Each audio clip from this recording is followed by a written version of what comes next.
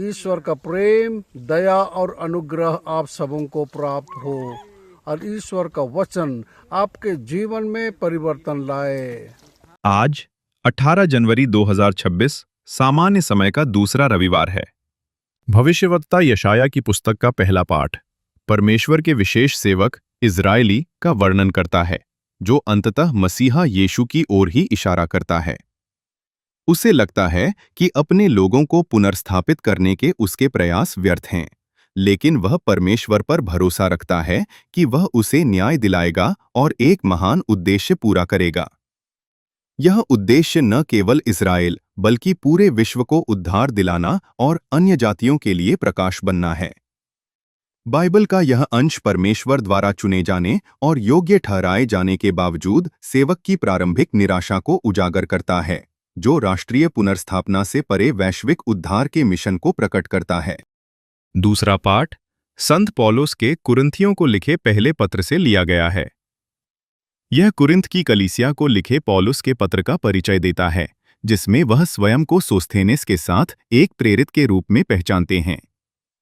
वह यीशु मसीह में पवित्र किए गए और संत बनने के लिए बुलाए गए विश्वासियों को संबोधित करते हुए परमपिता परमेश्वर और प्रभु यीशु मसीह से अनुग्रह और शांति प्रदान करते हैं और कुरिन्थ के सांसारिक परिवेश के बीच दिव्य बुलावे, पवित्रता और एकता के विषयों के लिए आधार तैयार करते हैं।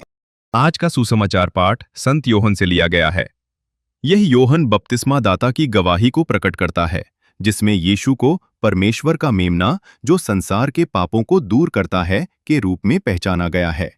यीशु की बलिदानी भूमिका, ईश्वरीय पुत्रत्व और पवित्र आत्मा से अद्वितीय बपतिस्मा पर जोर दिया गया है और इसकी तुलना उनके स्वयं के जल बपतिस्मा से की गई है, ताकि इस्राएल को मसीहा को पहचानने और उस पर विश्वास करने के लिए तैयार किया जा सके। संत योहन के सुसमाचार से मुख्य संदेश यह है कि यीशु परमेश्वर का दिव्य मेमना है, जो संसार के पापों को दूर करता है, प्रतिज्ञा किया गया मसीहा है, परमेश्वर का पुत्र है, पवित्र आत्मा द्वारा पूर्णतः सशक्त है और परम बलिदान और उद्धार प्रदान करता है, न कि सांसारिक शक्ति। योहन बपतिस्मादाता की गवाही यीशु को पुराने नियम के बलिदान की पूर्ति के रूप में प्रकट करती है। वह जो पापों को अपने ऊपर लेने और उनका प्रायश्चित करने के लिए आया था, और परमेश्वर का शाश्वत पुत्र है, जो मानवता के उद्धार की आशा स्थापित करता है। प्रार्थना। हे प्रभु यीशु ख्रीस्त, आप ईश्वर के अवतार हैं, जो संसार को मुक्ति दिलाने के लिए इस पृथ्वी पर आए हैं।